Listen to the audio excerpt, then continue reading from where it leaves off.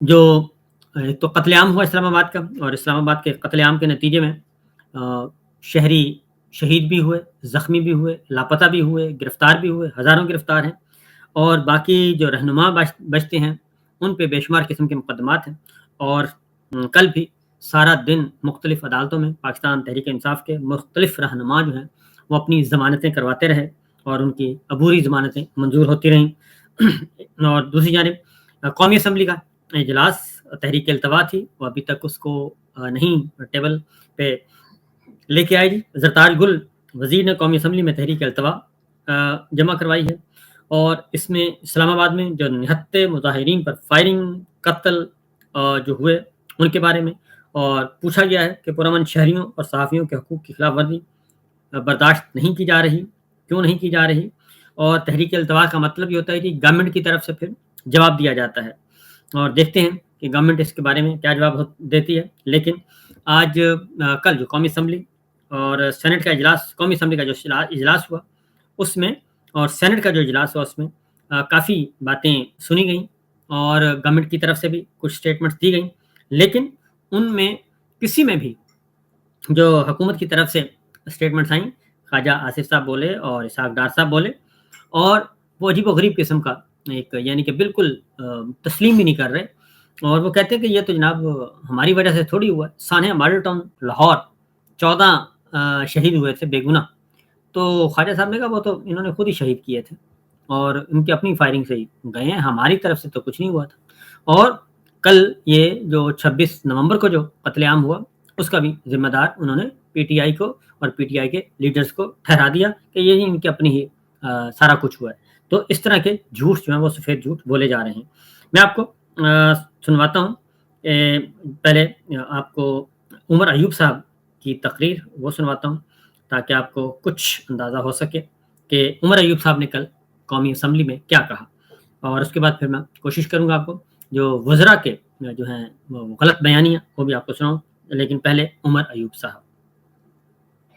کامران صاحبہ کا جو کویسچن ہے، جو اس پہ آنسر آیا ہے، یہ ایک تو غلط سوالات پوچھے جاتے ہیں، جو جوابات غلط دیے جاتے ہیں، تو عمر ایوب صاحب نے کافی باتیں کی ہیں، سنیے ذرا۔ عالیہ کامران صاحبہ کا جو کویسچن ہے، جو اس پہ آنسر آیا ہے، یہ جناب اسپیکر کٹ اینڈ پیسٹ ہے آپ کا پاکستان اکنامک سروے سے۔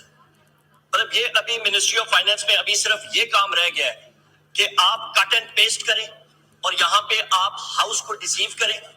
یہاں پہ کوئی مجھے بتا سکتا ہے سر، یہ منسٹری میں خود چلاتا رہا ہوں، یہ نوید قمر صاحب اس کو چلاتے ہیں، ہمیں معلوم ہے سر، فائنانس کمیٹی میں ہم لوگ یہ بات کرتے ہیں۔ Who are they trying to fool؟ سب سے بڑی چیز یہ ہے جناب اسپیکر، انفلیشن نیچے نہیں آ رہی۔ شہباز شریف اور ان کے وزراء اٹھ کے کہتے ہیں جی مہنگائی جو ہے ختم ہو گئی ہے، سچائی آ گئی۔ کون سی دنیا میں رہتے ہو بھائی تم لوگ اس دھرتی پہ ہو یا 45,000 فٹ کی بلندی پہ جہاز میں بیٹھ کے اسٹیٹمنٹس دے رہے ہو؟ آپ کی مہنگائی انکریز کر رہی ہے، زمین سے اٹھا کے آپ 40,000 فٹ پہ مہنگائی کو لے گئے ہیں، اور وہ ریٹ آف انکریز ہے۔ انفلیشن کا ڈیفینیشن پوچھے، rate of increase of prices over a period of time, and that time is 1 year۔ Who can say کہ یہ انفلیشن نیچے آ گئی ہے؟ کون کہہ سکتا ہے؟ ان their right mind کوئی بندہ کہہ سکتا ہے؟ جھوٹ ہے یہ۔ میں چیلنج کرتا ہوں کوئی یہاں پہ بات کرے کہ انفلیشن نیچے آ گئی ہے، انکریز آ رہی ہے، نمبر 1۔ نمبر 2 جناب اسپیکر، یہاں پہ بات کہتے ہیں economic growth. Economic growth finance committee میں وہاں پہ ایف پی آر چیئرمین یہ سارے وہاں پہ موجود تھے، اور میں نے ایک بات کی تھی فائنانس منسٹر کو کہ جب آپ جا رہے تھے آئی ایم ایف کے پاس 17 سپتمبر 2024، وہاں پہ میں نے آپ کو بتایا تھا کہ جو ازمپشنز آپ لے رہے ہیں وہ آپ کے فالٹی ہیں، وہ جھوٹ پہ مبنی ہے، وہ ہونے نہیں ہے۔ آپ کی ریونیو سپریشن آ رہی ہے، ریونیو گروتھ آپ کی کم ہے، ڈیفیسٹ ہے ریونیو کا ایک کمپوننٹ۔ کرنٹ اکاؤنٹ ڈیفیسٹ میں آپ نے امپورٹس کو ریسٹرکٹ کیا ہوا ہے، آپ کی ایکسپورٹس نہیں بڑھ رہی ہیں۔ ایک پیریڈ آف ٹائم کے لیے آپ نے گلا گھوٹ کے آپ نے کہہ دیا پیشنٹ کا ہارٹ ریٹ ٹھیک ہو گیا یا اس کی بریدنگ ریٹ ٹھیک ہو گئی ہے، میں نے گلا گھوٹ دیا بریدنگ ریٹ ٹھیک ہو گئی ہے۔ یہ غلط اسمپشن ہے۔ نمبر 3 جناب اسپیکر، نمبر 3 اہم بات ہے کہ آپ کا لارج سکیل مینوفیکچرنگ جو کہ انجن ہے اکانومی کی گروتھ کا، وہ زیرو ہے۔ جب لارج سکیل مینوفیکچرنگ نہیں ہوگی، نہ جابز کریٹ ہوں گی، نہ اکانومی آگے بڑھے گی۔ وہ ہے ہی نہیں، وہ کیسے ہوگی؟ کیونکہ جناب اسپیکر ملک میں رول آف لا ہی نہیں ہے۔ جو وزیر اعظم عمران خان صاحب بات کرتے ہیں نا رول آف لا، جب رول آف لا آئے گا تو انویسٹمنٹ آئے گی. یہ وزراء جا کے کبھی چین جا رہا ہے، کبھی کدھر جا رہا ہے، کوئی کدھر جا رہا ہے، ان کی آئیں بائیں شائیں ہم لوگ دیکھتے ہیں، رزلٹ زیرو. کیونکہ وہ اگلے انویسٹرز کہتے ہیں بھائی اپنا رول آف لا ملک میں دیکھو.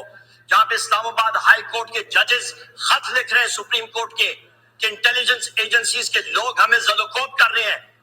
جب leader of the opposition in the National Assembly, leader of the opposition in the Senate, باقیوں کو اریسٹ کیا جاتا ہے بغیر کسی وجہ کے. جس وقت ایک سابق وزیر اعظم کو اٹھا کے آپ بغیر کسی ثبوت کے جیل میں رکھ دیتے ہیں، کیا رزلٹ ہوگا؟ کون سا رول آف لا ہوگا؟ جب ایک ملک کا فارم 47 کا پرائم منسٹر اٹھ کے شہباز شریف آرڈر کرتا ہے کہ ٹی چوک پہ آپ نہتے شہریوں پہ لائیو بلٹس فل میٹل جیکٹس کی مارے، اور 12 شہادتیں ہوتی ہیں، 200 سے زیادہ مسنگ پرسنز ازیومڈ ڈیڈ، اور اس کے بعد 5000 سے زیادہ اریسٹ، اس کے بعد ہزاروں لوگ جو ہیں آپ کے وہ زخمی ہیں. یہاں پہ جتنے ممبران پارلیمنٹ ہیں، جتنے، یہ آپ کے پاس عمیر خان نیازی صاحب، بیرسٹر عمیر خان نیازی صاحب بیٹھے ہیں، اس کے نام لوگ پشاور ہائی کورٹ میں یہ جا کے بے لے رہے ہیں. یہ جتنے یہاں پہ موجود ہیں، شہریار خان افریدی صاحب، علی محمد صاحب، سائی صاحب، جتنے ہیں، اقبال افریدی صاحب، لکھوی صاحب کو، ڈاکٹر لکھوی صاحب کو جناب اسپیکر انٹیلیجنس ایجنسیز نے 10 دن رکھا، فزیکلی ٹارچر کیا. کون یہاں پہ اس کا ذمہ دار ہے؟ یہاں پہ میں ڈیمانڈ کرتا ہوں جناب اسپیکر، جو اسپیشل کمیٹی سائی خورشید شاہ صاحب کی سربراہی میں بنی تھی، ہم نے یہاں پہ ڈیمانڈ کیا تھا اس کی فل فور میٹنگ بلائیں، اور ان ساری چیزوں کو اس فلور آف دا ہاؤس پہ آنا چاہیے. جب تک جناب اسپیکر آپ پروٹیکٹ نہیں کریں گے، اسپیکر صادق صاحب نہیں کریں گے، یہ چیز آگے خراب ہوتی جائے گی. اور آخری میرا پوائنٹ جناب اسپیکر، سپٹمبر میں آپ کے آفس میں، اسپیکر کے آفس میں ہمارا جو کویسچن برانچ ہے، وہاں پہ میں نے 5 کویسچنز جمع کرائے تھے اور ایک کالنگ اٹینشن نوٹس. آج تک، آج کیا ہو گئی ہے 11 دسمبر، وہ کیا میں نے کوئی کہوٹا کے ایٹمی سیکرٹ مانگے تھے؟ اس میں کوئی خفیہ راز مانگا تھا؟ وہ تو یہ سچویشن آپ نے دیکھا جی. اب آپ کو میں سنواتا ہوں خواجہ اسحاق ڈار صاحب کی، وہ کیا کہتے ہیں. وہ بہت ہی عجیب و غریب قسم کی بات کر رہے ہیں. وہ کہتے ہیں جی لاشیں لے کے آئیں نا ذرا، آپ لاشوں کو آپ نے دفنایا کیوں؟ حیران کن طور پہ وہ بات کر رہے ہیں کہ لاشوں کو آپ نے دفنایا کیوں ہے؟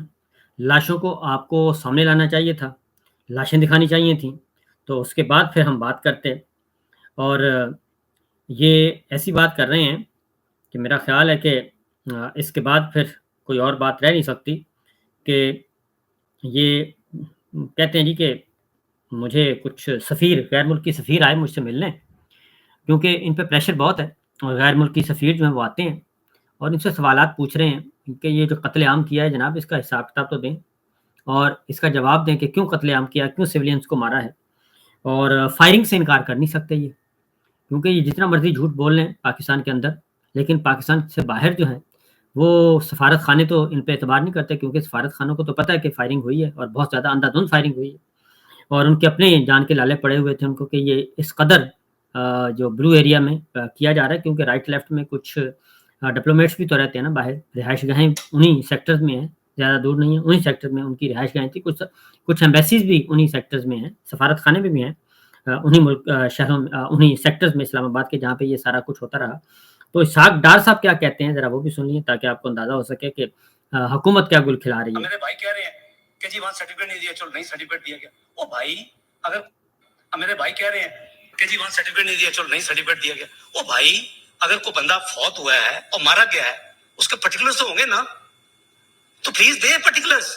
آپ اس کا شناختی کارڈ دیں، آپ اس کے پرٹیکولرز دیں. میں آپ کے ساتھ اس کی تحقیق کرواتا ہوں کہ وہ واقعی خدا نہ خواستہ یہ ایسا ہے کہ نہیں. آپ نے پوری دنیا میں تشہیر کر دیا. ابھی میرے آج کچھ ڈپلومیٹ مجھے ملنے کے لیے آئے تھے، میں تو ان کو بلا کے بتایا بھائی اگر ہوگا تو دیں گے تو بالکل ہم جا کے اس کی ویریفیکیشن کروائیں گے. لیکن پمس نے نوٹیفیکیشن ایشو کیا کہ ان کے پاس کوئی ڈیڈ باڈی نہیں آئی، اور پھر پمس پولیو کلینک نے یہی کام کیا. اگر واقعی آپ کے پاس کوئی خدا نہ خواستہ آپ کو بندے مرے ہیں تو میں سمجھتا ہوں کہ پھر تو آپ کو وہ باڈیز جو ہیں وہ ان کو ڈسپلے کرنا چاہیے تھا. اگر چلے نہیں کی اور کسی بھی وجہ سے اس کو دفن کر دیا تو اس کے پرٹیکولرز دیں. Let's go and find out.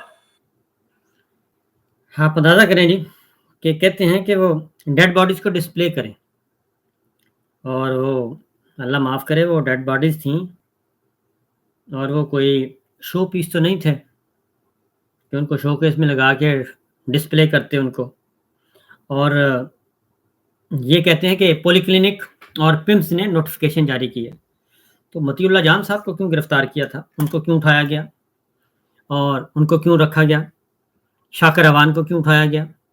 Poly clinic نے بھی لسٹ جاری کی تھی, ابتدائی لسٹ, اور پھر وہ بی بی سی کی رپورٹ جو ہے اس کو آپ کیسے جھٹلائیں گے, وائس آف امریکہ کی رپورٹ کو کیسے جھٹلائیں گے, گارڈین کی رپورٹ کو آپ کیسے جھٹلائیں گے, الجزیرہ کی رپورٹس کو آپ کیسے جھٹلائیں گے.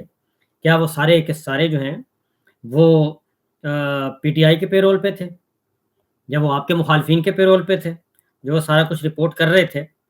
تو کہنے کا مطلب یہ ہے کہ ان کے پاس سوائے جھوٹ بولنے کے اور ان کے پاس کچھ بھی نہیں ہے, اور یہ جتنی بھی ان سے یہ بلوا لیں حقیقت حال چھپ نہیں سکتی, اور معاملہ ایسی نوعیت کا ہے. تو بہرحال سوال یہ اٹھتا رہے گا اور یہ سوال کبھی بھی ختم نہیں ہوگا, کیونکہ جتنا بھی کوشش کر لیں یہ معاملہ بدستور ہے. اور ایمبیسیڈرز, سفارتکار, غیر ملکی سفارتکار, ایمنسٹی انٹرنیشنل, انسانی حقوق کی تنظیمیں, یہ سب کے سب ان سے حساب مانگ رہے ہیں.